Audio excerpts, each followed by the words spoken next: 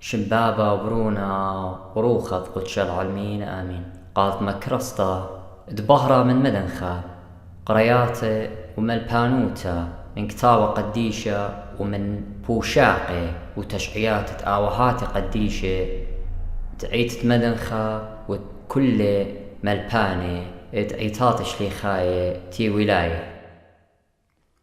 In the name of the Father, the Son, and the Holy Spirit. Today we will be reading about God. The theory concerning God.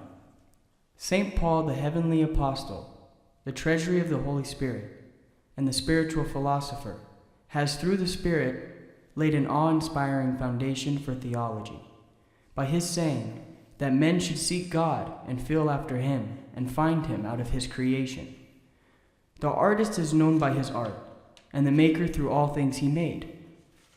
That the world is made and created, and that it had a beginning in time, is evident from the fact that it is compounded, framed, and regulated as a whole in all of its parts. Everything that is compounded, framed, and regulated must have a compounder, framer, and regulator. That it is compounded is proved from its whole being made up from many parts, and from all its bodies being made up of matter and species, and from the visible and invisible movers therein. But the most certain witness for this, of being framed, is man, who in a small world is in himself, and whose formation of all creation is brought together, as one of the sages has said, man is an epitome of the whole world. The world revolves around man, and all the whole frame of the creation. That the world is regulated is clear from the wonderful order of the heavens, the planets, the elements with all their productive powers, generating plants, trees, mines, and the members of beasts and of men. The astonishing order of which surpasses the wisdom of knowledge of all created beings. In the same way, the ancient philosopher concluded that every motion must have a mover, until it arrived at him who is not moved, who is the cause of all, and whom they predicted that he must be good, wise, and almighty. God, inasmuch as he created the world without cause, wise, because of the admirable order and frame displayed in the universe, almighty, because he overcame the things which were naturally destructive of each other, and brought them together in one agreement.